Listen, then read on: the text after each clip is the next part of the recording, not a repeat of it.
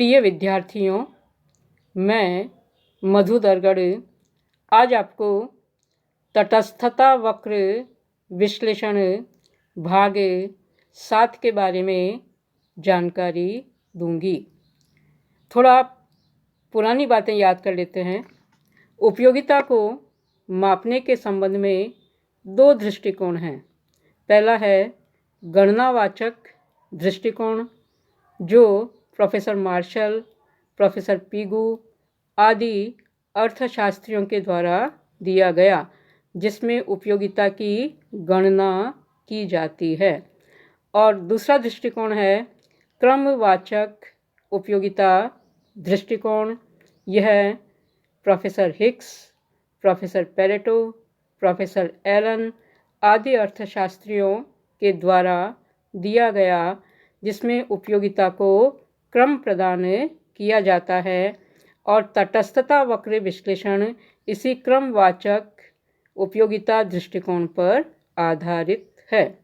एक प्रश्न जो पूछा गया था वो इस प्रकार से है: उपभोक्ता के संतुलन से आप क्या समझते हैं? रेखा चित्रों तथा सूत्रों का उपयोग करते हुए उपयोगिता विश्लेषण तथा उदासीनता वक्र तकनीक द्वारा उपभोक्ता संतुलन की व्याख्या कीजिए। तो एक पुराना प्रश्न है।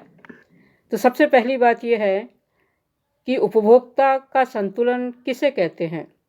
तो एक उपभोक्ता संतुलन की स्थिति में तब होगा जबकि वह अपनी आय के प्रयोग से अधिकतम संतुष्टि प्राप्त करता है। तो इस तरह से उपभोक्ता जब अधिकतम संतुष्टि प्राप्त करेगा तब वह संतुलन की स्थिति में होगा। अब आगे बढ़ते हैं। उपयोगिता विश्लेषण के द्वारा उपभोक्ता का संतुलन पूछा गया है।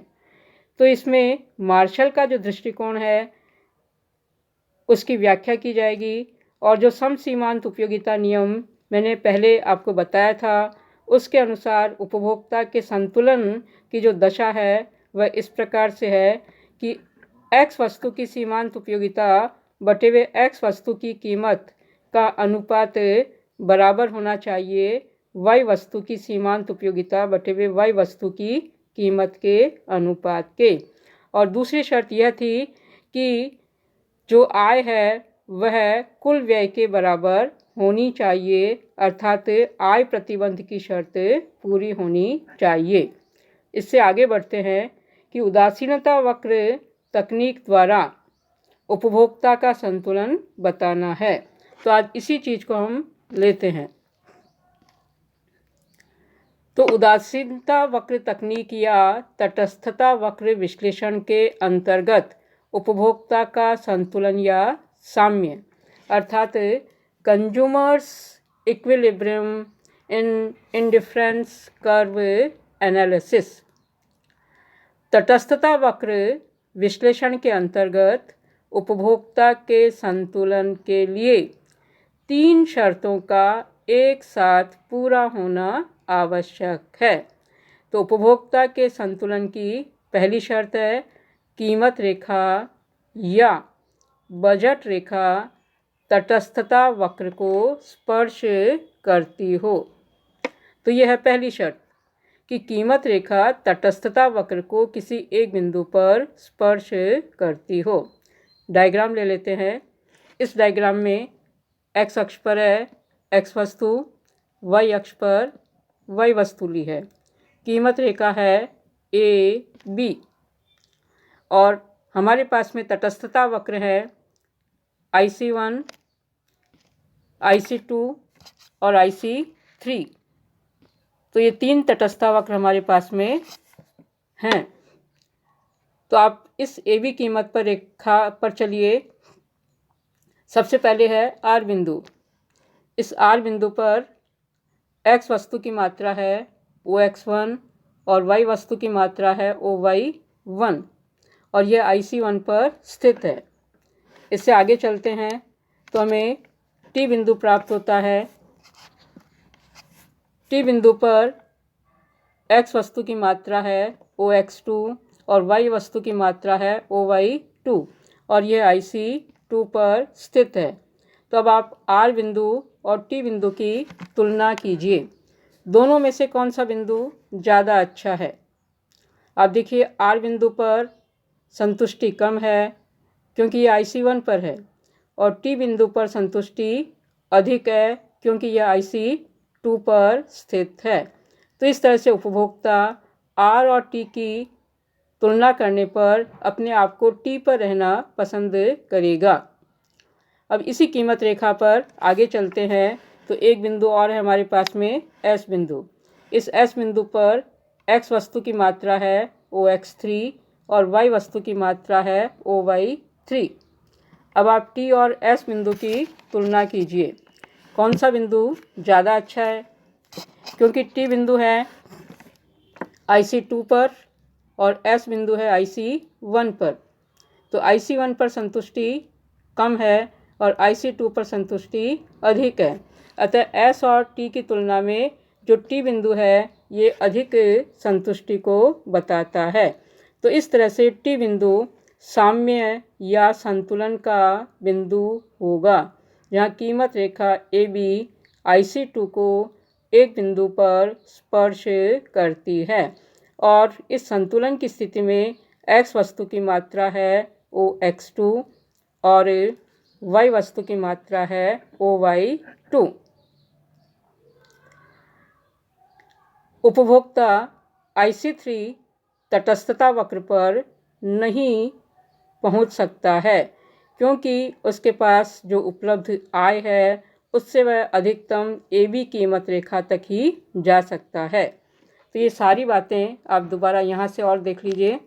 उपभोक्ता T बिंदु पर साम्य की स्थिति में होगा क्योंकि इस बिंदु पर कीमत रेखा तटस्थता वक्र को स्पर्श करती है।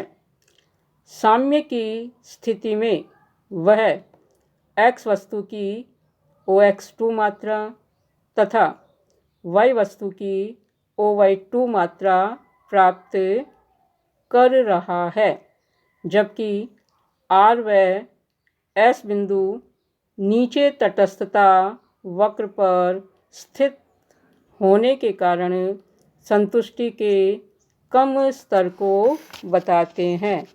AB कीमत रेखा IC3 तटस्थता वक्र को नहीं छू सकती है।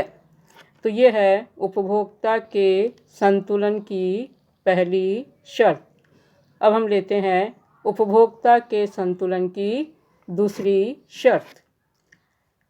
दूसरी शर्त यह है कि साम्य बिंदु पर सीमांत प्रतिस्थापन दर और कीमतों का अनुपात बराबर हो, अर्थात MRS XY = PX/PY, अर्थात marginal rate of substitution of X for Y = price of X upon price of Y के होना चाहिए।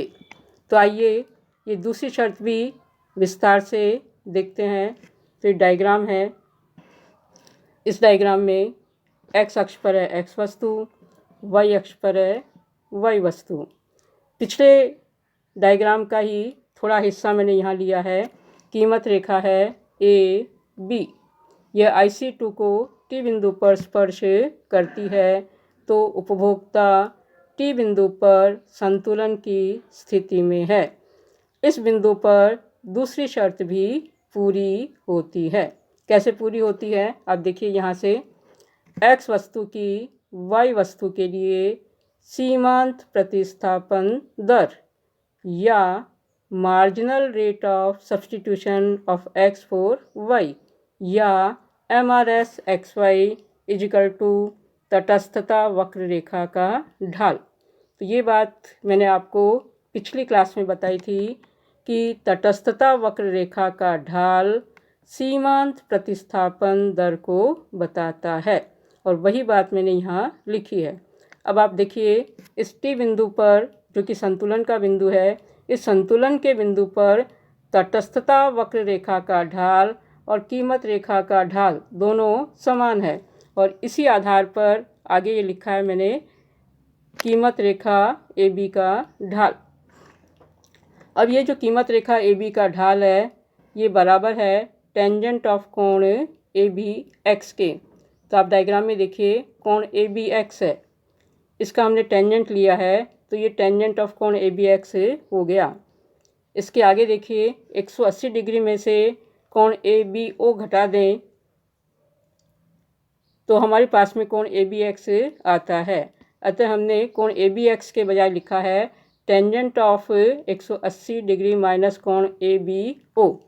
और त्रिकोणमिति में आप जानते ही हैं कि tangent of 180 degree minus theta बराबर माइनस टेन थीटा के होता है।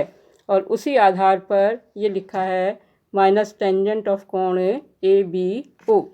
तो ये जो कोण ABO बन रहा है इसका टेंजेंट लेंगे तो ये बराबर होता है लंब बटे हुए आधार। तो यहाँ लंब है OA और आधार है OB, तो ये हो जाएगा माइनस OA अपॉन OB। और आपको मैंने एक जगह बताया था कि OA दूरी के बजाय हम लिखेंगे I अपॉन PY और OB दूरी के बजाय लिखेंगे I अपॉन PX। तो यही मैंने यहाँ लिखा है। इससे आगे चलते हैं तो माइनस I अपॉन PY वैसे के वैसे ही है इनटू PX पलट करके ऊपर आ जाएगा और I नीचे आ जाएगा। I से I कैंसिल हो जाएगा तो ये आ जाएगा माइनस PX अपॉन PY, अर्थात दो वस्तुओं का कीमत अनुपात। तो इस प्रकार MRS XY equal to minus PX upon PY अर्थात साम्य की स्थिति में सीमांत प्रतिस्थापन दर तथा कीमतों का अनुपात बराबर होता है। तो इस तरह से संतुलन के बिंदु पर दूसरी शर्त भी पूरी होती है कि MRS बराबर होनी चाहिए दोनों वस्तुओं की कीमत के अनुपात के। अब आप देखिए इससे आगे MRS XY equal to MUX upon MUY के। तो जब मैंने आपको सीमांत प्रतिस्थापन दर के बारे में जानकारी दी थी तो वहाँ एक बिंदु निकल के आया था कि दोनों वस्तुओं की सीमांत उपयोगिताओं के अनुपात को प्रोफेसर हिक्स सीमांत प्रतिस्थापन की दर कहते हैं। और इसलिए वहाँ लिखा था हमने MRS XY equal to MUX upon MUY के। और अभी अभी हमने निकाला है कि साम्य की स्थिति में MRS XY equal to PX upon PY के। यह है समीकरण नंबर 2। तो समीकरण 1 व 2 से तो ये हो जाएगा MRS XY equal to MUX upon MUY equal to PX upon PY के। अगले स्टेप में हमने MRS नहीं लिखा है और उससे आगे की चीज़ें लिखी है MUX upon MUY equal to PX upon PY। अब क्रॉस मल्टीप्लाई करके PX को नीचे ले आएंगे और MUY को ऊपर ले जाएंगे तो ये हो जाएगा MUX upon PX equal to MUY upon PY। तो आप देखिए ये जो शर्त हमने निकाली है MUX upon PX equal to MUY upon PY, ये शर्त मार्शल के उपयोगिता विश्लेषण से भी हमने निकाली थी। तो इस प्रकार मार्शल के उपयोगिता विश्लेषण तथा हिक्स के तटस्थता विश्लेषण दोनों के द्वारा उपभोक्ता के संतुलन की एक समान दशा प्राप्त होती है। तो इस तरह से दोनों के ही द्वारा अर्थात मार्शल और हिक्स दोनों के द्वारा उपभोक्ता के संतुलन की एक समान दशा मिलती है। लेकिन इनमें अंतर क्या है कि मार्शल का दृष्टिकोण गणनावाचक उपयोगिता दृष्टिकोण पर आधारित है और हिक्स का दृष्टिकोण क्रमवाचक उपयोगिता दृष्टिकोण पर आधारित है। इसके आगे चलते हैं।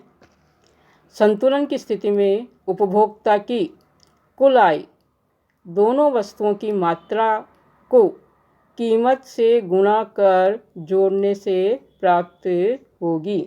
अर्थात I equal to x into P x plus y into P y, जहाँ आई बराबर है इनकम या आय, एक्स बराबर है एक्स वस्तु की मात्रा, पी एक्स है प्राइस ऑफ एक्स अर्थात एक्स वस्तु की कीमत, वाई बराबर है वाई वस्तु की मात्रा, पी वाई अर्थात प्राइस ऑफ वाई अर्थात वाई वस्तु की कीमत।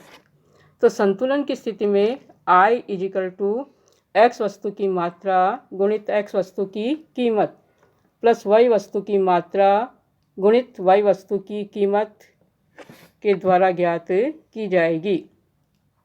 तो संतुलन की स्थिति में जो आय है यह दोनों वस्तुओं की मात्रा को कीमत से गुणा कर जोड़ने से प्राप्त होगी।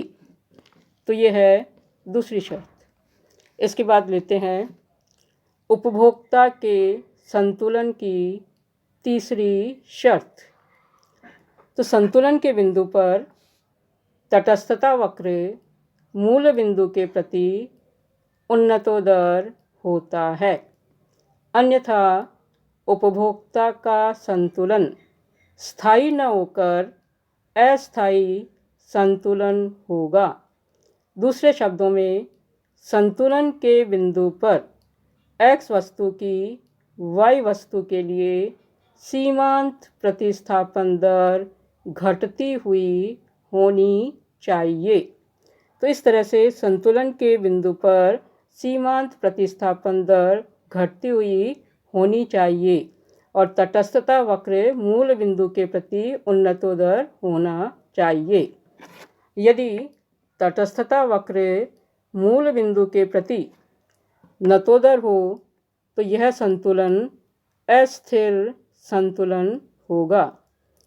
डायग्राम ले लेते हैं। एक्स अक्ष पर है एक्स वस्तु, वाई अक्ष पर है वाई वस्तु।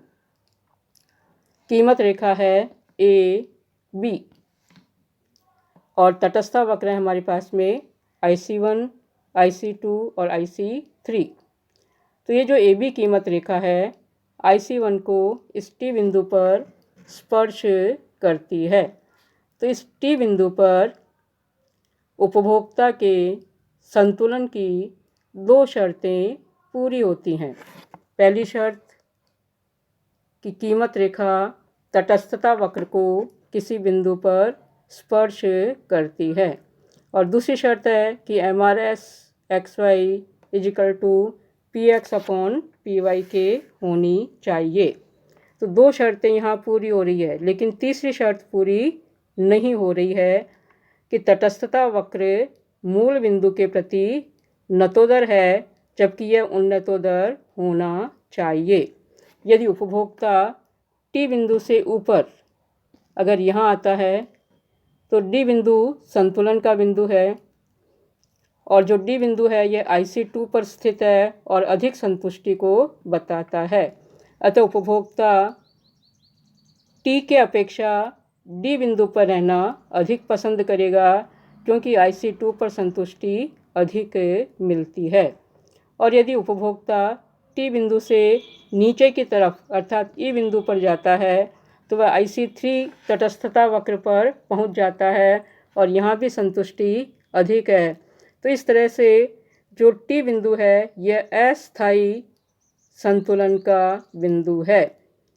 अतः स्थायी संतुलन के लिए तटस्थता वक्र मूल बिंदु के प्रति उन्नतोदर होना चाहिए, अर्थात संतुलन के बिंदु पर सीमांत प्रतिस्थापन दर घटती हुई होनी चाहिए। तो यह उपभोक्ता के संतुलन की तीसरी शर्त। तो इस तरह से उपभोक्ता के संतुलन के लिए इन तीनों शर्तों का एक साथ पूरा होना आवश्यक है, तभी वह स्थायी संतुलन का बिंदु होगा। तो आज इतना ही, शेष अगली कक्षा